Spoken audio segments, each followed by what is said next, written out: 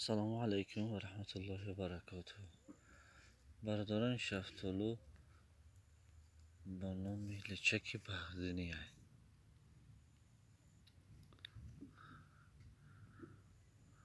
خیلی که میبینید خیلی سرخی گیزلای هست که مثل خیلی آدمو گیزلم میشن سرخ میشن کو و مثل همینا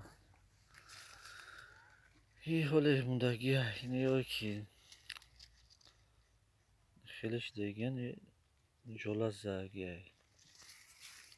کلمش که بر وقت غروک برق خالش دارد اون مثلا اگل خالی فرماگی بود نمیره جولا دایرو کاگیه و یالی کمتر موندگیه همین خیلی سر هم کی باشه و چند روز دیگه موندگیه ولی یا آوش بده موزیر نصیب کنم با عایده دیده کلون میشه یا میشه شفتالوی بهردنی میگن شفتالوی بهردنی کمتر درازرو میشه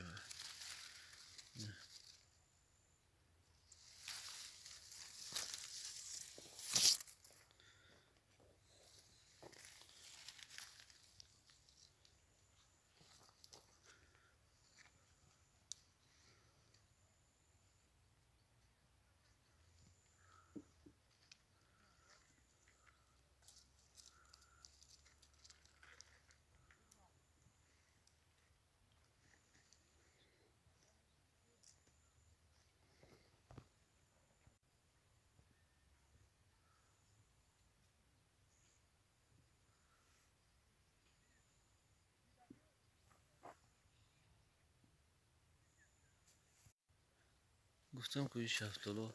سرخی گزله میشه